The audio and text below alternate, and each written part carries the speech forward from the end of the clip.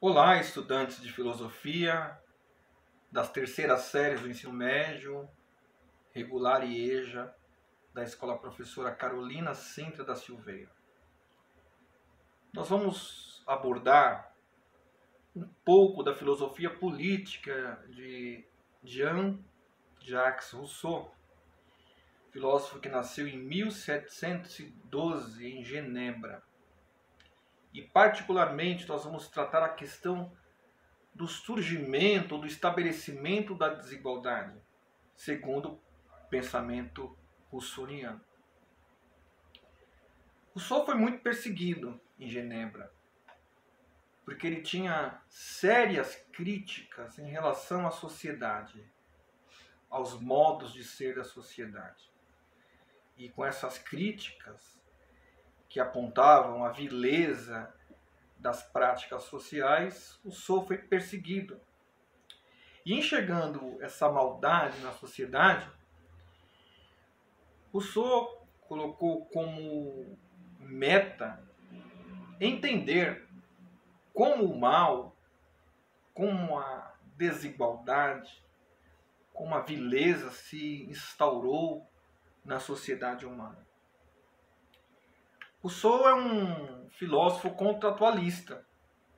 Como tal, ele defende que a sociedade civil ela se instaura a partir de um acordo, de uma convenção social, de um pacto ou, em sua linguagem, de um contrato.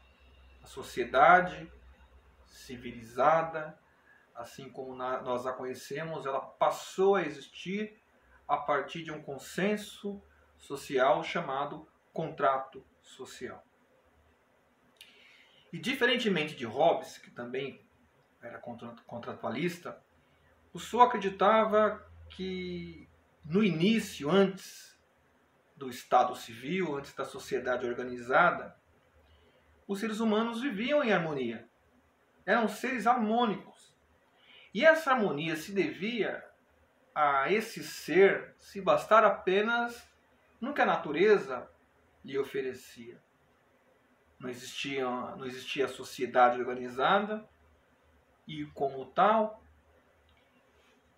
esses costumes que diferenciam um ser do outro, que estabelecem etiquetas, eram até então inexistentes. E essa inexistência proporcionava a tranquilidade social. Porém, há no ser humano um desejo de aperfeiçoamento. Há no ser humano o que Rousseau chama de perfectibilidade. Ele não se basta no que ele é e ele quer expandir-se. Com esse desejo de expansão, os seres primitivos saíram de sua condição de separação e passaram a se socializar. A partir desse momento que é fundado pela sua perfectibilidade, ou seja, pela sua capacidade e interesse em se expandir, o homem estabelece a propriedade privada e, com a propriedade privada, os interesses particulares. E a partir da propriedade privada, funda-se as diferenças sociais e as desigualdades sociais. A partir da propriedade privada e dos interesses privados, começa a surgir na sociedade um ambiente em que alguns possuem a propriedade e outros não possuem propriedade. E aqueles que não possuem começam a conhecer a miséria. E a partir da necessidade de sobrevivência, aqueles que não possuem a propriedade vai se sujeitar à servidão. E aí também inicia-se o escravismo, a escravidão. Mas o homem é esse ser que procura expandir-se, procura melhorar, procura estabelecer uma novidade, que lhe traga maior desenvolvimento e maior conforto. Sendo assim, o caos que é estabelecido a partir da inauguração da propriedade e com essa inauguração dos interesses privados e das desigualdades, esse caos produz nesse homem o desejo da volta à harmonia. Então, é comum no homem, segundo Rousseau, esse desejo por expansão, por transformação e por melhora, por evolução. Estabelece-se no homem esse desejo. E com esse desejo, os homens buscam um acordo, um consenso, estabelece-se um consenso, o contrato social. O contrato social existe como manifestação da vontade geral, isto é, os homens desejam a harmonia e a paz. Com esses desejos, eles resolvem, através desse contrato, estabelecer um governante, um soberano, e o soberano estabelece suas leis. A liberdade do ser humano só é garantida quando este se sujeita ao soberano e às leis. Antes o homem era livre porque vivia por si, era livre porque não respondia a nenhum interesse externo a si mesmo. A partir da socialização e da propriedade privada, do estabelecimento da propriedade privada e dos interesses privados, o homem perde a sua liberdade a partir dos conflitos. Porém, com esse desejo de eliminar o caos, os conflitos, o homem entra num acordo, esse acordo é a vontade geral, e desse acordo sai a fundação do governo e das leis, ou seja, da pátria ou do Estado civil. Para ser livre, o homem tem que se sujeitar à lei, tem que se sujeitar ao governante. Esse é um paradoxo. O homem, para ser livre, tem que negar a sua liberdade. É o paradoxo. Por quê?